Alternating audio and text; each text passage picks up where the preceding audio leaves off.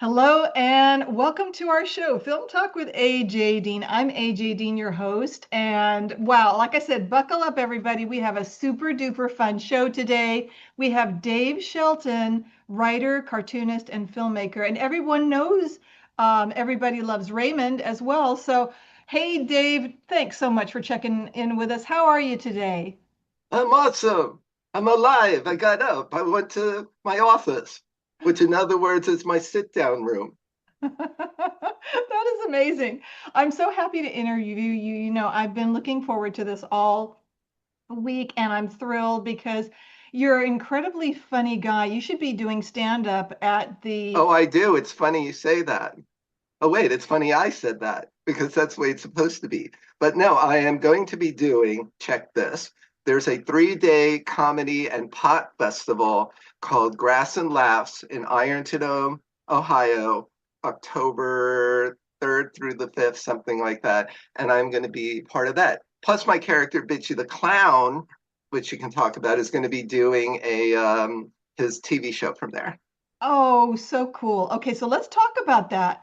Your character, but what are you going to be? Are you going to be interviewing someone? Are you going to be covering some special topics? What's it going to be about? Well, I'm not. I'm just going to be doing stand up, talking about my weird life, growing up in New Jersey, all the weird stuff that goes on with my family. But Bitchy is my alter ego, Bitchy the clown. He's got or like Bitchy the clown. This is how he talks. He's like a disgruntled clown who lives in a trash can in Kearney, New Jersey. And I was a clown in the circus, Clyde Beatty Cole Brothers Circus. And I've always loved clowns. I don't know why people are scared of them just because they're serial killers. I mean, come on, give the clown a break. And and so I created this character because I was in love with Krusty. He was like one of my favorite characters on The Simpsons. So I thought, you know what, with all the crap going on, I don't know how filtered or unfiltered language you can get, but Take it away. oh, okay. Well, anyway, so with all the crap going on around, I needed to create this character because he could speak for me in a different way. Yeah. So, the way the world's fucked up, and it's getting even more ludicrous. So, Pitchy kind of came from that, and I had originally created it for NBC Radio when I was a guest on a show there a bunch of years ago in LA before I moved. And then he got to be really popular character on the air. So I created the look and then he got invited to this thing called Battle Cam, which was created by a guy named Alfie David, who's a deviant, perfect for bitchy, whose family bought up Pepsi or Coke or La Croix. I have no idea. No, that's too sophisticated for him. He like low rents his products. And he opened up a studio in Beverly Hills, a TV studio, and then he bought up a network somewhere out in the desert. And what he did is he had people log on and battle with each other the most deviant way possible. Like girls sticking cucumbers, guys doing disgusting things. And we would be in the studio as the guest celebs going up again. And I mean, you had the lowest of the low, Andy Dick, Kato Kalin, who I did a movie with, Janice Dickinson or Dickinson. I don't know. I don't know what her behavior patterns are. She was all screwed up anyway, and all sorts of like weird things. And so Bitchy was there, and he went up against a guy named Billy the Fridge, who's this really fat guy, and I'm still in touch with him, believe it or not. He would sit on a chair, and there was a refrigerator on each side, and he would open the fridge and just take these wads of food, like big sandwiches with grease coming down off of it, and he'd eat it on camera. And so Bitchy and him wound up being one of the most popular segments on the show. So when I created him, I said, all right, I'm going to do his own talk show. So a friend of mine, Kevin Dobson, who was in Kojak and Knots Landing, a really famous actor, he was going to direct our TV show version, but then he passed away, sadly. So that kind of put it on hold. So I said, you know what? I love the character. So I decided to start a podcast with him. And it's become super popular. It's an audio podcast on Spotify and Apple and all sorts of segments and platforms. And he basically just, pontificates equal hate. I mean, he hates everybody on both sides. He just, people in general, but he's so freaking funny. And then he'll interview guests. He's had some of my friends on, like Scott Schwartz from A Christmas Story, and some broadcasters, some other actor friends, a kid actor. So people can go to Spotify and see and look up Bitching with Bitchy the Clown. That is the name of it. And because I'm also a musician, I created songs for him. I wrote songs for him. And in fact, you have Slice, two of Bitchy's songs that I recorded got on the soundtrack for that. But as I was saying earlier off camera, one of the worst friggin' movies ever made. And the director is like a total 00. But it fits with Bitchy because the song, but the songs are really cool. In fact, the songs also charted on Sony Radio. I submitted it to Sony Radio and it got on rap radio and it charted #3 out of all the gangster rappers. It was so cool. And that's all Bitchy, and I love doing that. So we're going to do the Bitchy the Clown show over at this Grass and Laughs Festival. And anybody can go. It's 3 days. You can camp out. You could overdose. I mean, everything is legal there. So, so if you So, want, is there a website that people can get tickets, Dave? they can go to. All I know is Facebook. They can go to Grass and Laughs Festival, and you could sign up there. Okay, It's good. going to be better than the Friar Festival. You know, that disaster down in the Bahamas. Oh, really? What happened there? It was a failure. The guy went to prison for scamming people out of Oh, money. It's the one oh, where they like said everything was going to be really great on the beach, and then people got like ham sandwiches for food. That was their oh, catering. oh my I said, gosh. what was it, like a Jewish deli that catered this thing? It was like disastrous. But no, this is gonna be fun, and Ohio's legal. But I mean, I don't do it. Oh, sorry. No, I don't. I'm like so straight, but no, it's cool. A lot of people do, and I have a lot of friends that do it. So it's just going to be a super hilarious 3 days. We'll see who survives it. That's for sure. We'll see who survives. Okay, first of all, I want to say, how are you doing, Dave? It's really great to talk to you. You're a fun guy. Oh, thanks. Well, sometimes it's fungus, but today it's fungus. Usually it's fungi. I love it. I love it. I know everyone else is going to love it too. I do. That's so funny. Thank you, Dave. Okay, I've got, first of all, I need to get some water. Do you have some water or some coffee that you can have? I don't need no stinking water. I got, Okay. I got this. All right. What is it? It's alive, whatever it is. No, Live. it's like kombucha. It's a mushroom elixir. Oh, It's very really nice. good because I drink a lot of kombucha. Oh, wonderful. Okay, talk about that too. Your lineage is related to Dracula. Is that correct? Yes, it is. Isn't that I am amazing? a direct descendant of Vlad the Impaler. That is incredible. But I I'm mad he never comes to visit anymore. Oh, maybe he's, taking a vacation in let's see, where would they go? No, Ice got him and he's like deported now. People are afraid to talk. Everybody has to be so woke or politically correct. I was with National Lampoon for 9 years, and the first movie I ever saw from there was Animal House when I was in college at the University of Florida. And I said, you know what? Someday I am going, but this was the 70s when everything was so open and everything was cool. No one got offended, you know, Yes, I'm coolness and everything was different. It wasn't all the same like it is now. So so so when bitch. I saw that movie, I said, like, you know what, someday I'm going to work for that company. And God brought me to that company when I moved to LA. And it was great because that's where I met some really great people, and Jamie Kennedy. I got to work with him and we became really good friends. So yeah, so that was great. So that's kind of why um, most of my humor is so politically correct, and I offend everybody, but you know what? I don't care. Life's too short.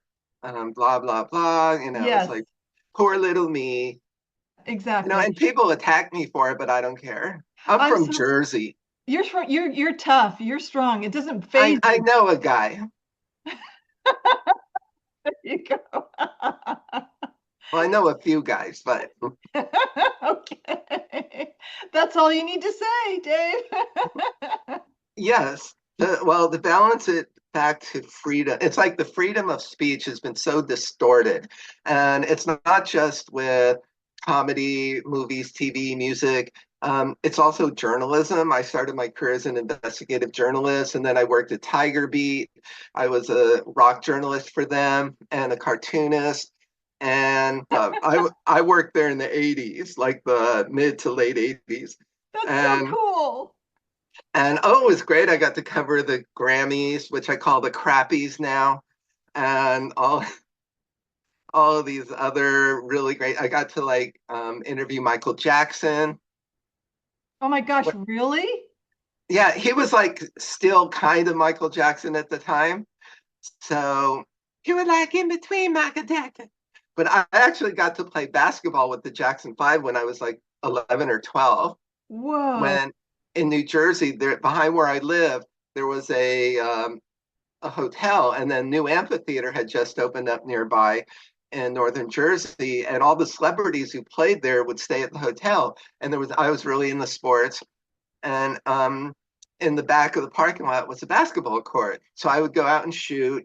And Michael Jackson was the same age as me. One day, a whole bunch of them came out, and they asked if they can shoot, and Latoya was with them, and Latoya. yeah, because she was the oldest. And it was just so cool. It was when they first started making it big. I think I Want You Back had just come out. So we're like, shoot, they go, can we shoot back with you? And I say, like, well, all right. What am I gonna say? No. And they say, do you know who we are? And I said, well, and I hadn't seen the Ed Sullivan Show or anything. My father was like horrible. So if I wanted to watch TV, I'd have to peek through the windows of the neighbors in order to see him. Oh, Well, terrible. Bitchy does that too. He has no cable. He lives in a trash can. He goes to people's houses and he looks in the window if he wants to watch TV. But it was just crazy. So I got to play basketball with them. But then I got to interview all these people while working there, and Cyndi Lauper once. Who was it? Cyndi Lauper. She Cyndi bought one. Lauper. She bought one of my photos, which was really cool. Wow. I love her too. I love all who you are mentioning. Latoya Jackson, the Jacksons, Michael Jackson. My gosh, you've met so many, you've had such great experiences so far. Does it shape Oh, you? absolutely. Well, I like to think because like my publicist always says, it's like when you're like out here, there's a lot of wilderness and animals. So they always say if something hits you or you hit something, your insurance company always say they hit you. So because then you don't have to pay for the coverage. And then, but it's the same what I say, and my publicist said, don't say you worked with them, say they worked with you. Yes, always And make it. I don't like being, like really boastful because I'm usually humble about it, but I like to do it about action. That's why I don't post naked pictures of myself on Reels or in a thong. No one Oh, would want to see that anyway. I'm not built like it. Although I well, do try to stay in shape. well, we appreciate so much your sense of humor, Dave. You are so. What a boulder's a shape, right? But yeah, so yeah, I've just loved everything I've done. uh, this is But there's been amazing. hardships, but it leads to development of people.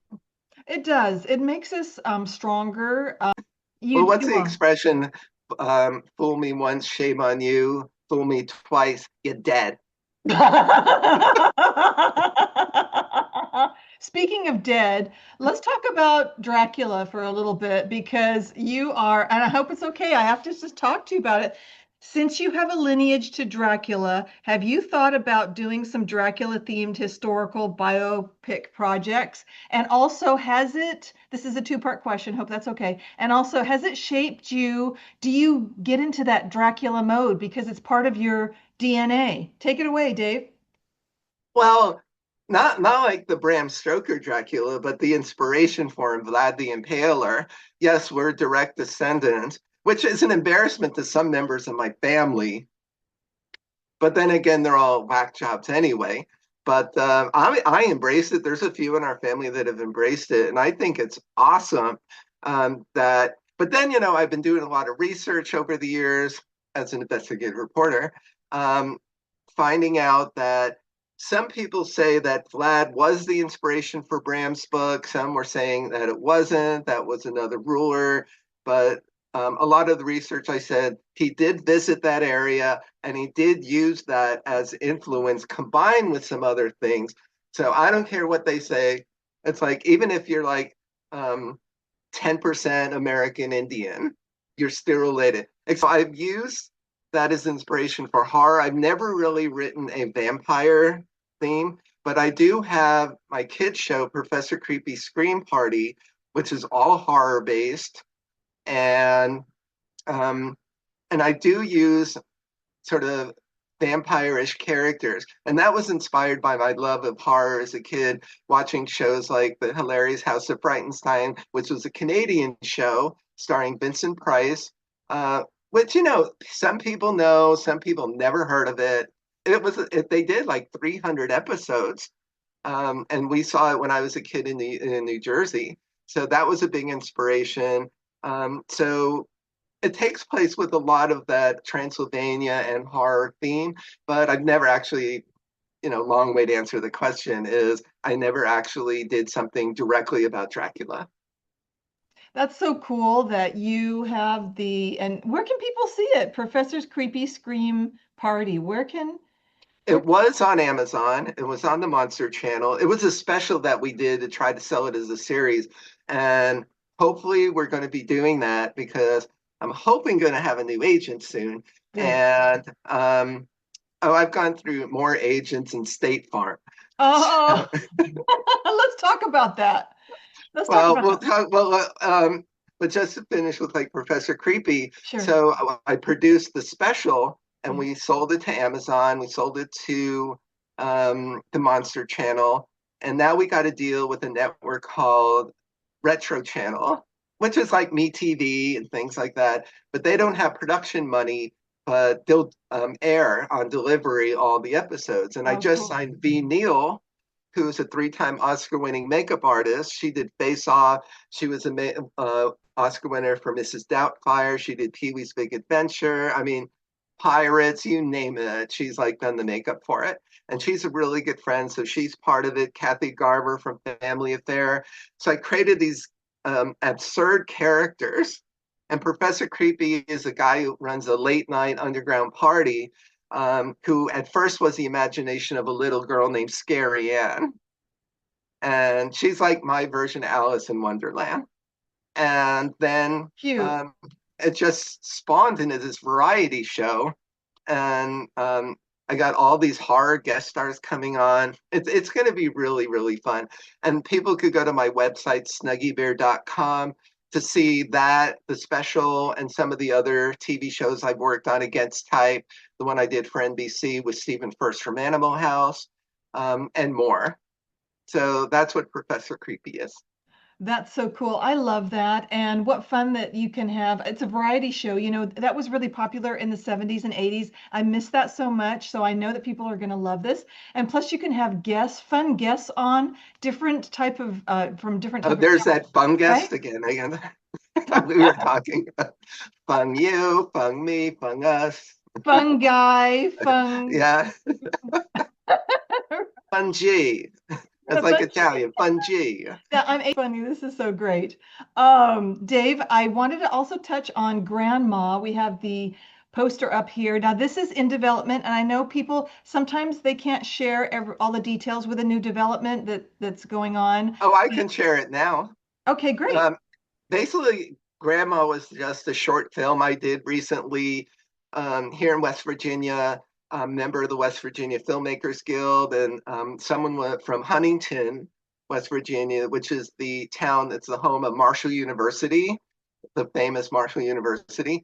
And they were hosting a 72-hour film festival, which I didn't realize until later that it was for people from Huntington, and I don't live anywhere near Huntington.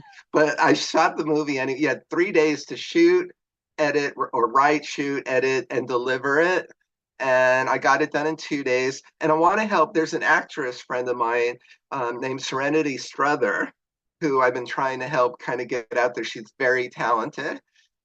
So I said, you know what? And I've already given her an IMDb credit. She was a guest on Bitchy the Clown too, and her episode is up on Spotify. But I wanted to just give her an opportunity to act in something I filmed. She had no film credits. So Oh, we did, and I just sat down. And I live next to a cemetery, believe it or not. Where I live, it's so freaking funny. I live in a senior citizen building because there are no houses available. And when I first moved to Sistersville, West Virginia, was for a writing job. I had my ex-fiance and I broke up, and stupid me, I moved her across the country. Like what ex-boyfriend does that and stuff, gets in a car and drives across. And then, oh, what kind one is what people would say. I'm like, yeah, right. And so then when I got back, they raised the rent, and I said, I don't need to be here with all, I was there for 30 years. So I just found a writing job in Sistersville at a newspaper for 3 months. And I lived in a haunted hotel because it was owned by the guy who owns the paper. how cool. Then I was looking around for places, and I found that the only place I could find was this building, and I was old enough to qualify for it. And Senior it's great. citizen benefits, right? Senior citizen Yeah, benefits. well, it's just like a senior citizen building. It's still an apartment. Across the parking lot is our local hospital, It and then must be next, really quiet there. oh yeah, you could hear the oxygen go off, and then there's a cemetery right next to that. So I said, oh, this is like a mall for dead, dying and stuff. You go from there to like the hospital to the burial grounds. Oh my, so No, you're it's the just, life of the party there, Dave. So are well, I you don't know. I'm just life. Everybody is like near death. I'm like the only life here. my gosh. Well, you know what? It's that's the motivation in itself. You're actually you're either keeping them young or but just make sure that you build yourself up and that you don't get slowed down, okay, Dave? Oh, I never slow down. And um, like if they have a fire drill, speaking of slowing, I have to, it's like the walkers brigade because all the old people have walkers. You're not allowed to use the elevator. So if there were a fire here for You're the real, first no, in line. yeah, no one would make it out of here. Except for you. Except Well, for except for me, I'd probably be the one holding the door open, going like, "Okay, hurry it up, you people." Um, But the reason I mentioned that is because we shot Grandma at the cemetery right around the corner from me. And it was just something, and I actually wrote it very quickly because I've been dealing with someone here, and there's so much hypocrisy here. I'm in the Bible Belt, and I've never met more people who are judgmental. I was baptized Lutheran, yes. but even there, and this was in California, organized religion, and I don't know what you are on that, but there's so much hypocrisy. It's all about what you do. Like Jesus didn't say, "Oh, go to a church and judge people." It's like go out and be it. Right. And we've been through that. So I hear you. We're on the same page. It's My like Frankenfooter said, don't dream it, be it. exactly. Don't dream it, be it. Yeah. One of Yeah. my favorite movies. So that's what inspired the story of Grandma. It's about a girl who goes to confront her grandmother at the grave and confess that her grandmother wasn't all that great. So, but yeah, we got in the film festival. We beat out a lot of the films and went down there, and oh my gosh, everyone loved it. It was a packed house, and it was so cool. That's awesome. And so when do we get to see it? Is it still in the film Well, festival now that circuit? I've entered it in other film festivals, but now Okay. that it already screened publicly, um, I have it on YouTube, but it's only private right now. So I will open it up and put it on my website. Yay!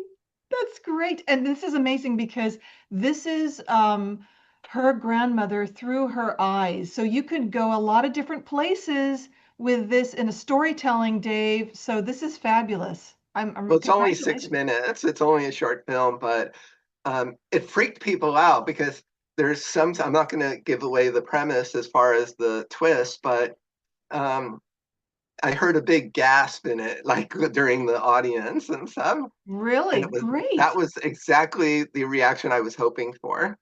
So And there's I didn't have a lot of equipment. I basically just used a pencil, some paper, and my editing software. The whole thing's like a flip book. So no, it isn't. I used a video camera, that's awesome. but a very simple editing program. So I didn't have a lot of equipment and a lot of time to do it, but it's kind of like it's shot in black and white, and it's kind of got the feel of Night of the Living Dead, Oh, which was one of cool. my favorite early movies. I love that too. I love that too. So this is wonderful.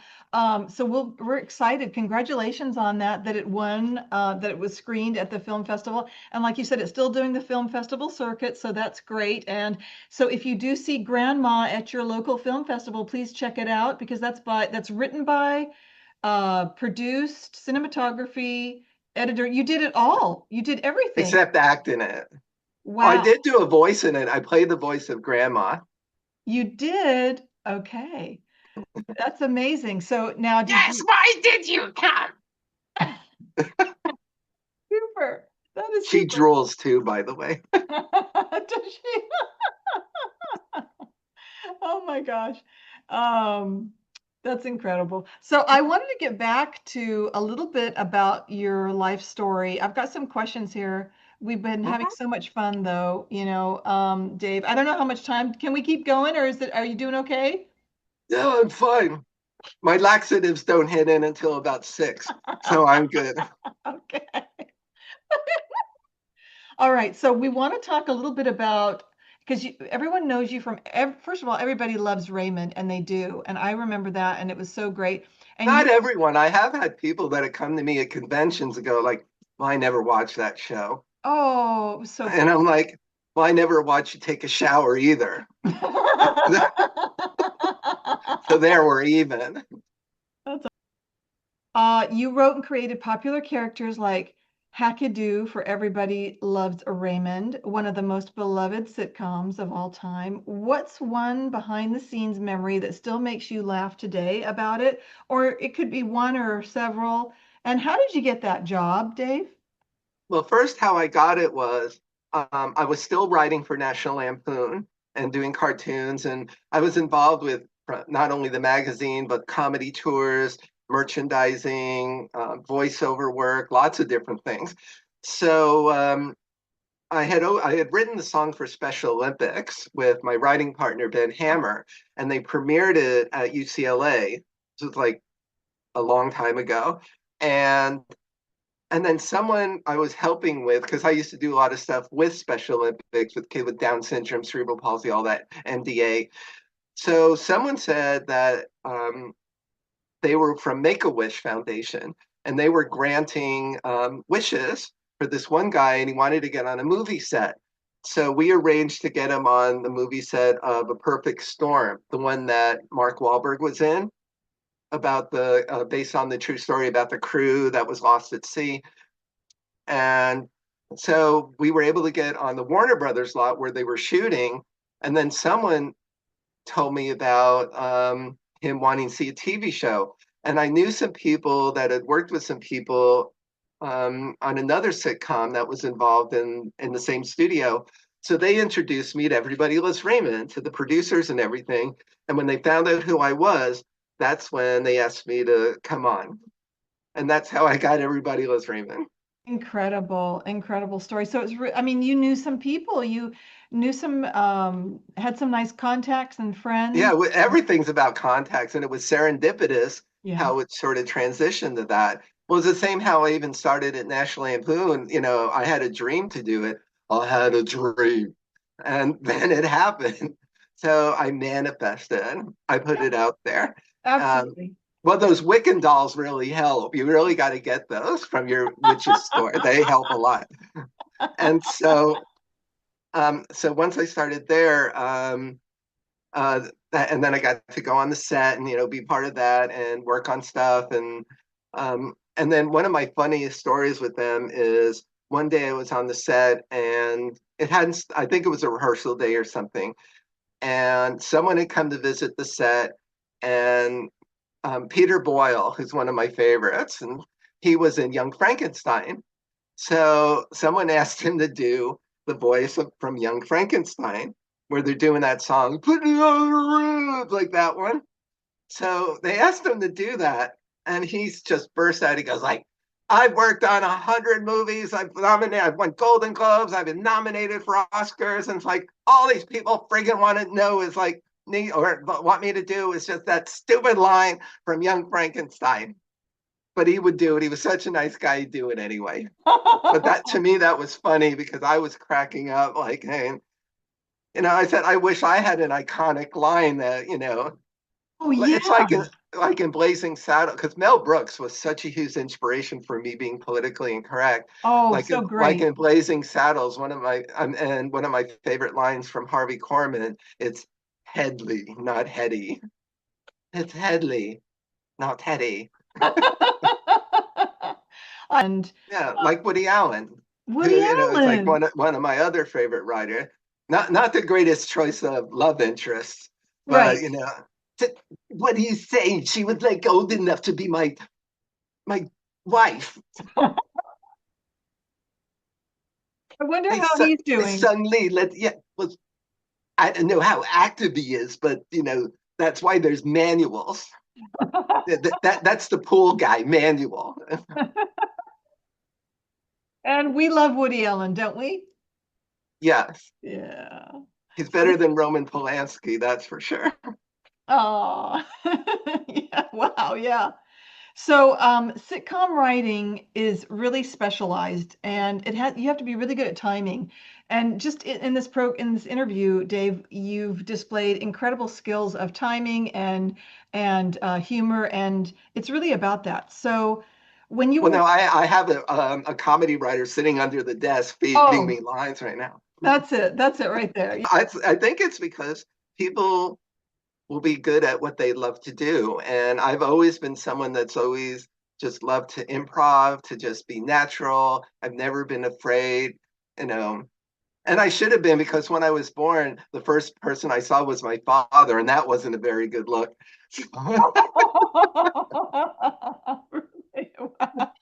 Or maybe I saw his butt. I don't know. But either way, it was traumatizing. Oh, yeah, because you So still this was the remember way of it dealing with. today. Yeah. Oh my gosh, yes. Oh my. Um, your award-winning humor book, Brain Explosion, is known for its offbeat humor. Do you find comedy writing for what's more freeing or more challenging, writing for television or writing for print? Selling it. I mean, creatively, I never get writer's block. It's like all my other agents and everybody says, you're always thinking. It's like your brain can't turn off. And it can't. I don't know what it was. I mean, I've fallen a lot. Maybe that's it. My brain doesn't have any support in there and it keeps jiggling. And so Well, there's always electrodes parceling out of it. But I've never gotten writer's block.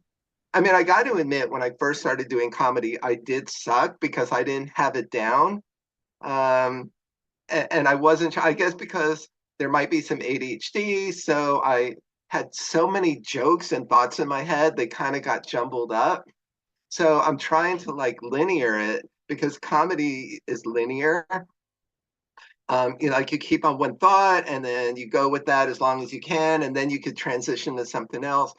But at the beginning, it was just like booby trap. It's like that game. Everything was just clogged in there. And so I totally sucked at the beginning. I got to admit that. But I got better. But thank God there's no video of me sucking. like back then. Look at you now, Dave. Look at you now, Well, right? so many comedians have been like that. Yeah. I worked on a book in the 80s called Comic Lives with a woman named Betsy Bourne, who wound up being the producer of Sabrina the Teenage Witch and other things. And she was big in comedy. So it taught me a lot. And we interviewed different comedians, and some of their stories were the same. It's like um, they sucked at the beginning. They couldn't make an audience laugh. They got booed off the stage, but they kept going.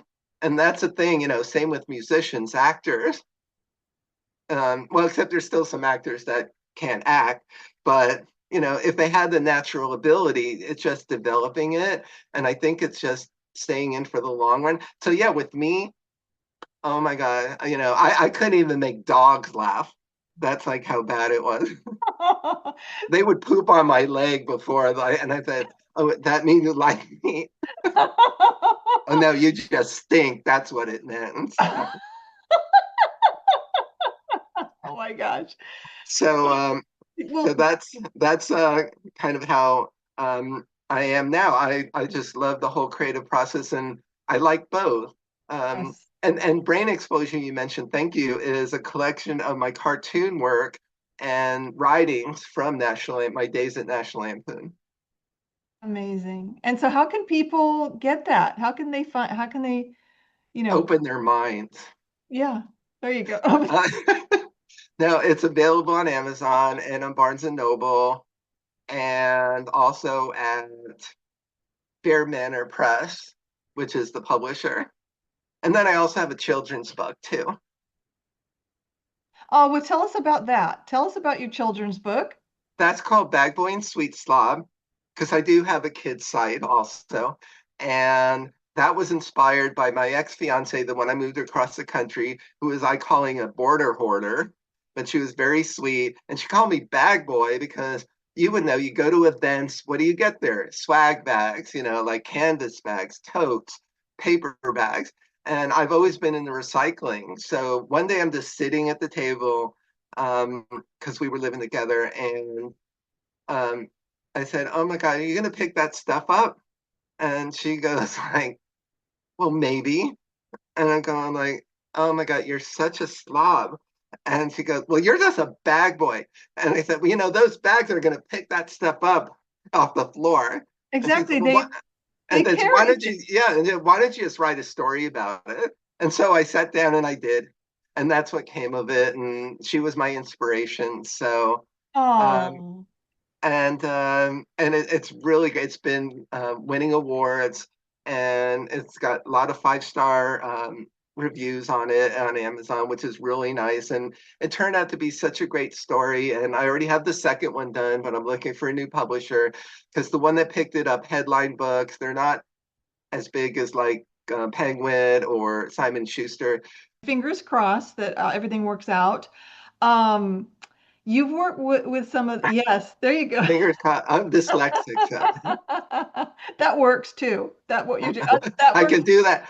Oh, that's one. Can I tell one quick story? My ex-fiance, she's a psychiatrist, which go figure, but she gets a lot of anxiety attacks. So one day she was coming over the 405 after getting like an oxygen treatment, those things they do, O2s or whatever. And she had a panic attack on the 405. I get a call from the police that she's stuck on the side of the freeway with her middle finger locked on the wheel, and it Oh and people thought she was flipping them off as she was driving over the hill. no.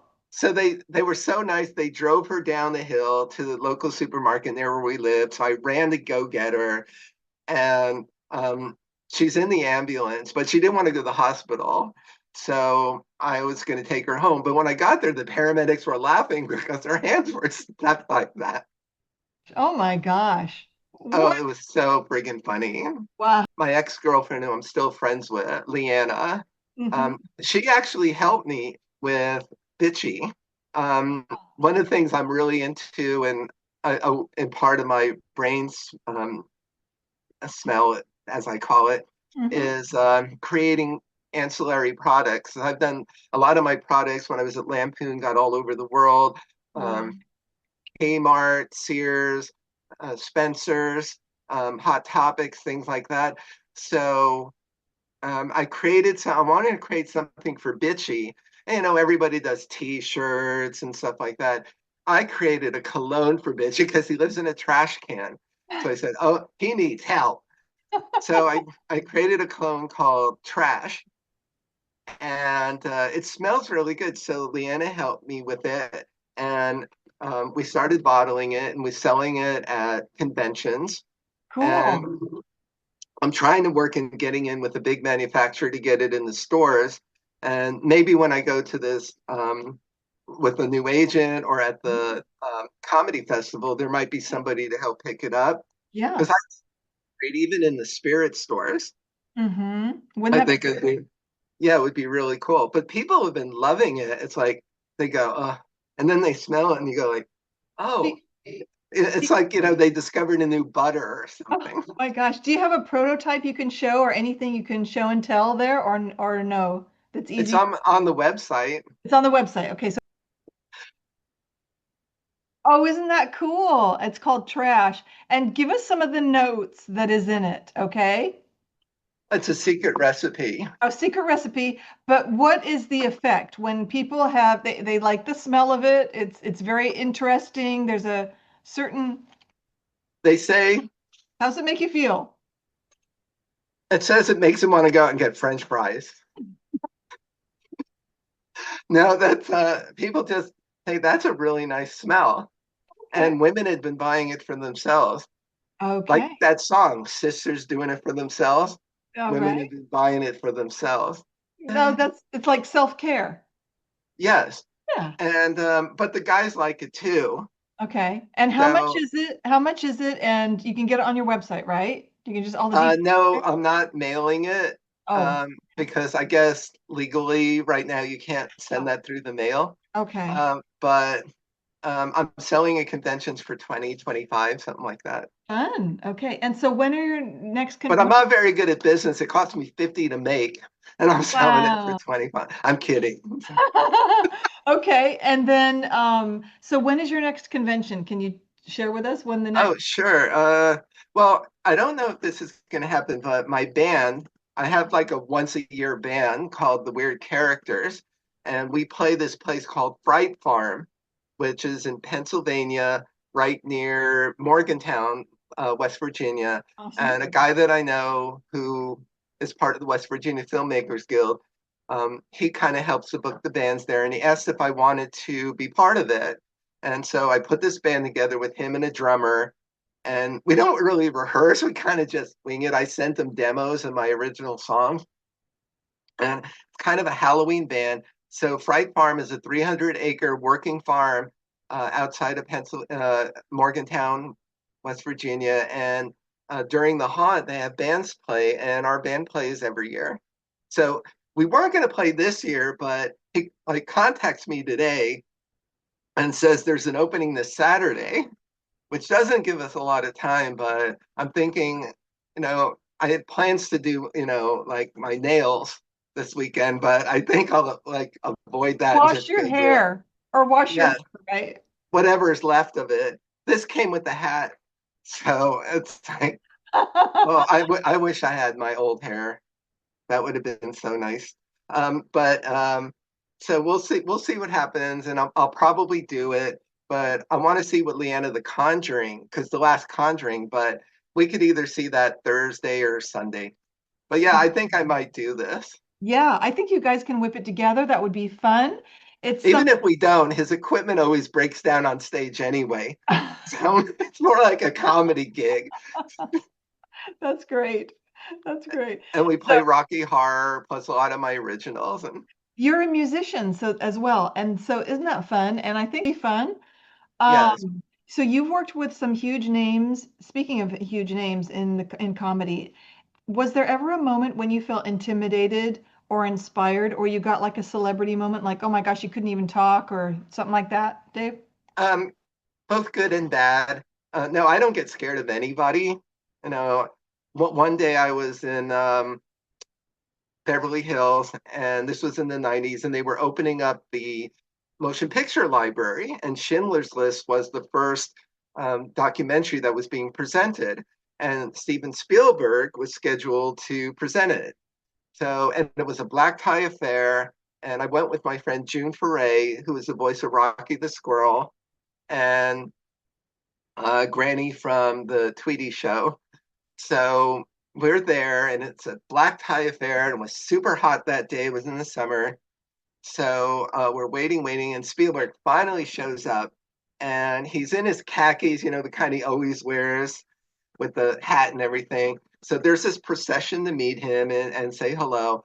Finally gets to me, and I'm like sweating my butt off. And I say, "Oh, Mr. Spielberg, it's so nice to meet you, but couldn't you have at least worn a tie?" And he started cracking up, and everyone's going like, "What the fuck did you just do?" And I'm like, "I'm sorry, I don't care. He's a person, you Yes. know." Yeah. If it were like Dr. Schmeimy, I would say the same thing to him, Right. whoever Dr. Schmeimy is. And so, Exactly. And no, I treat everybody the same. But then, a lot of people get disappointed. Like I do conventions, and a lot of big celebrities. The other thing I don't like is that they charge so freaking much for photos. I'll have photos and things, and yeah. I'll charge, $10, $20 the most for something. The book's maybe $5 over cost, because the fans are there to meet these people, and some of them save up for a whole year.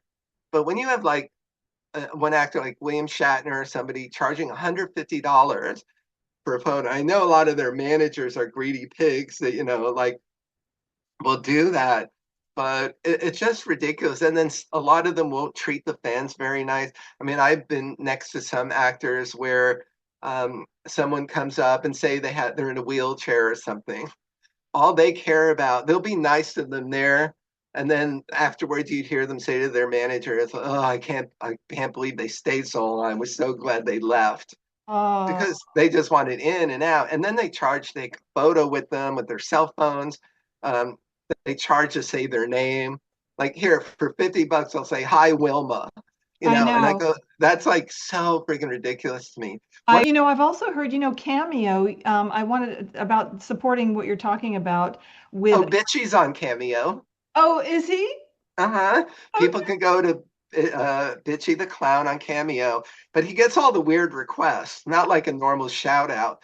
He like for one example, then I'll hear that what you're saying is someone wanted Bitchy to recite the Pledge of Allegiance, but screw it up, and he did. Oh, Yeah, he did. yeah, you can go on Cameo, look up Bitchy the Clown, and some of the videos are still there, and you could watch. And they could get your friends to order a shout out or an insult or anything from Bitchy the Clown. How fun is that? And And he's cheap too. He's not very expensive because he's afraid of getting, if people spend too much, it might put him in a bigger tax bracket and he has to move out of his can. So, Bitching with Bitchy the Clown. And you can get your Cameo today if you go there. But on Cameo, you're right. There is like $800, $900 for some people. Isn't that right, Dave? oh my God, some even more, like $1,000. And all for $1,000, all they're saying is, "Hey, Billy, here's at you." But that's my rent. $1,000. Yeah. Do you know what I Well, mean? look, well, they pay if they pay all that money, like to go to San Diego Comic-Con, we have to pay for hotels, pay for flights, pay for the tickets. Um, you know, people will shell out that kind of stuff, like at auctions. I got to tell you, one of my favorite celebrity encounters was with James Cagney, and that was when I was just out of college. I know some people may go like, "Who the hell is James Cagney?" And I'd have to go, "Cool Rock, I'm James Cagney." And I go, "Oh, I thought that was like Lauren Green or something." Like, who's Lauren now? And so I said it was when I had just graduated college, and he lived in upstate New York, and I was back in New Jersey before I started working in New York. And I said, "Oh my God, so if I'm ever going to meet him, now's the time." So I drove up there. Here's this young 22-year-old, and I had done a sketch of him, and two, one to give to him and one hoping he'd sign. It's a farm, so I knocked at the gate. There was a farmhand there. I said, "Hi, I'm here to see Mr. Cagney." And he said, "You have an appointment." I think it was more like, "You have an appointment, man." And I'm like, "No." I said, "But here, show him this." And I gave him the drawing. Well, a few minutes later, he came back down and he escorted me up to the house. And there in their sitting room was James Cagney. He was in like a recliner because he had been in a wheelchair by then because he is getting very old. And the first thing he goes is, "Did you draw this?" And I go, "Yes, Mr. Cagney." He goes, "Call me Jimmy. And this is Oh, very good." So he invited me for tea and we spent 2 hours together. wow. The only regret I have is that I didn't bring a camera with me. Oh, Dave, that is so incredible. He's a true movie He had star. such a he had such a great reputation and he proved it. Mm. And he signed my other drawing and then he gave me a signed autograph picture. Oh my gosh, do you still have that? Yes. Wow, those are treasures forever. And Oh, is, absolutely. is Well, that's why it's like anyone that wants to talk to me, I will because there's way people that have more credits than I do and are way more famous. But the fact that people like what I do and want to meet me, you know, I am grateful for that. So isn't I that a will nice never thing? turn away an autograph.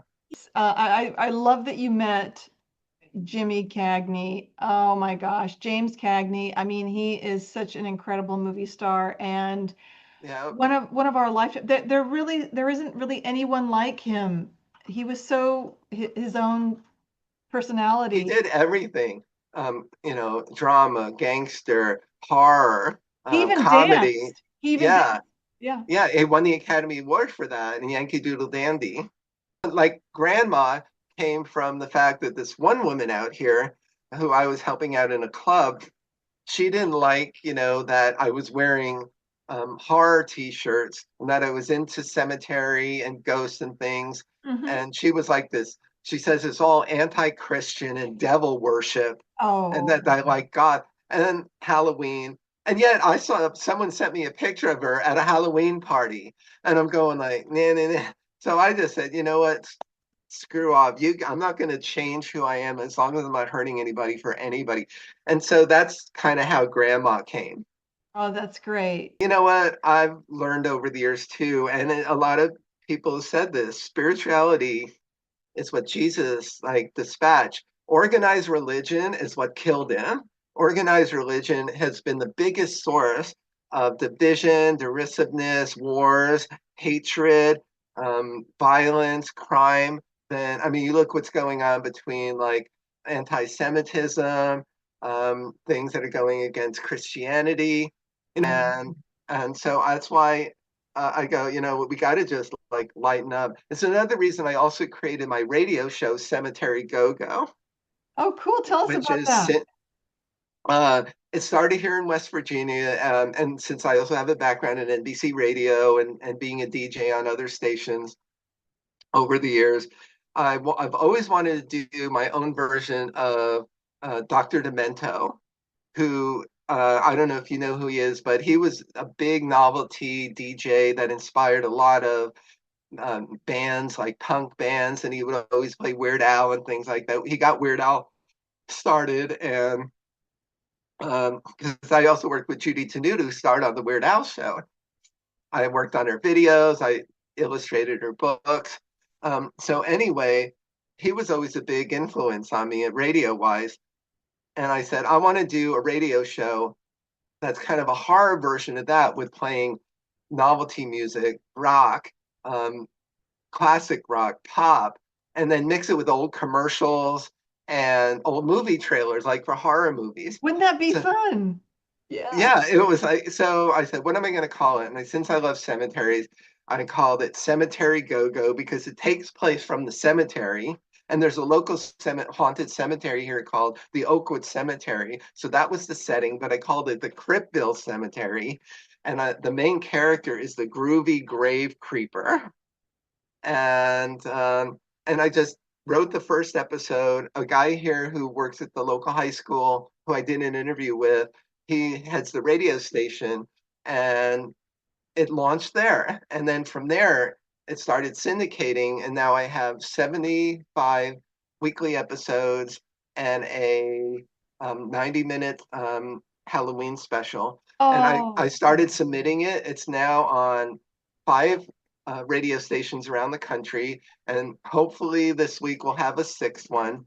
And so it's just been syndicating all over from indie stations to college stations, and people love it. It's been running now for 4 years. amazing, amazing. Congratulations, Dave. That sounds so much fun. And so where can people listen to it? They can find it on the stations when it runs. It usually runs 11 or midnight, 11 p.m. or midnight around the country. But they can go to snuggybear.com, click on the link for Cemetery Go-Go, and it has all the times when you could hear it.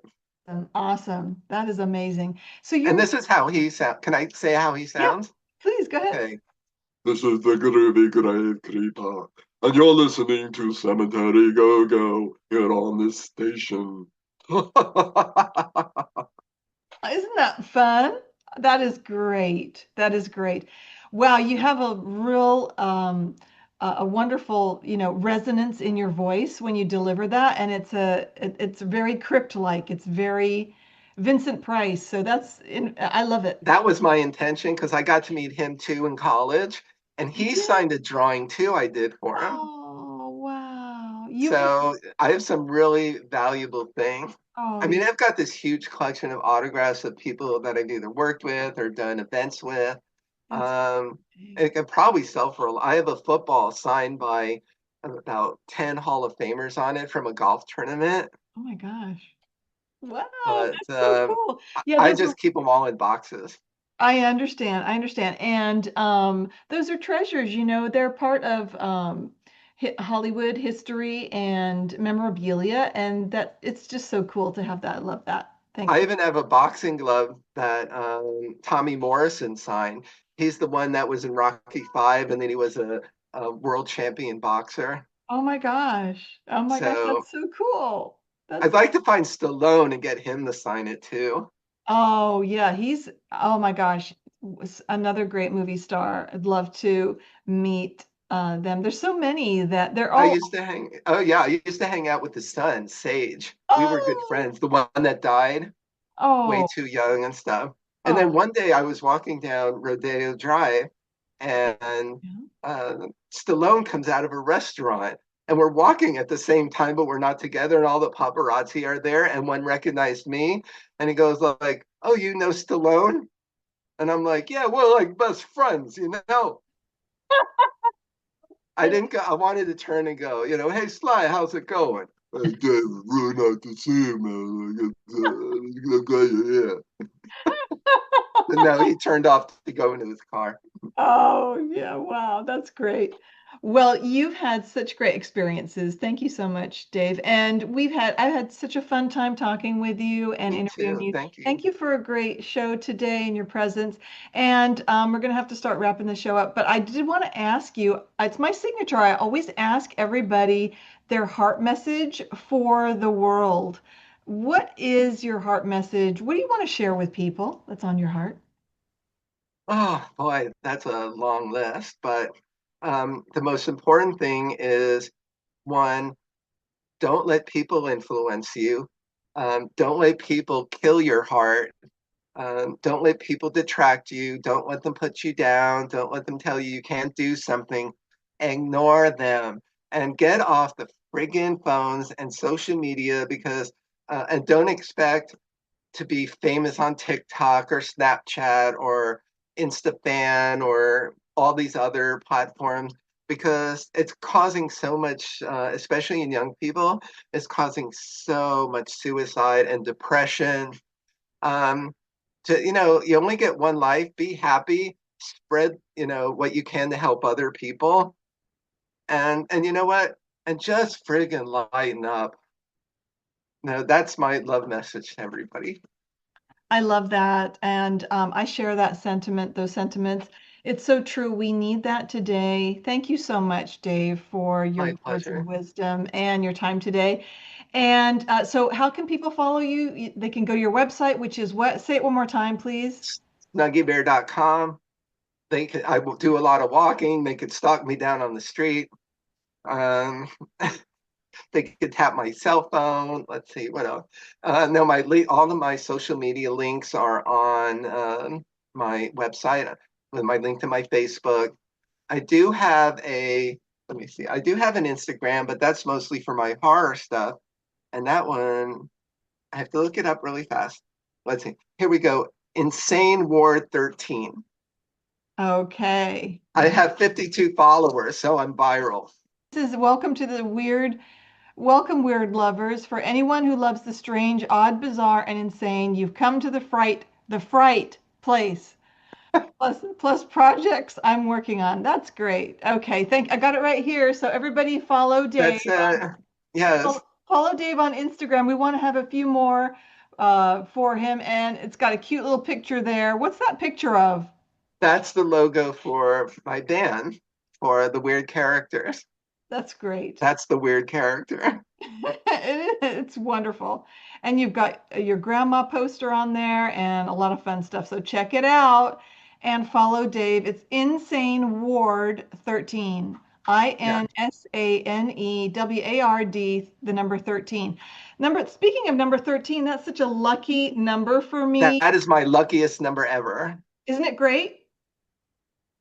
I love that. I think I was born at 1313. Mockingbird Lane? Probably. Okay. You knew I was going to say that, didn't you, Dave? Yes. Okay. Well, Dave, it's been such a pleasure, and thanks again. And we'll see you online. Absolutely. I appreciate it. Until we meet again, thanks for now.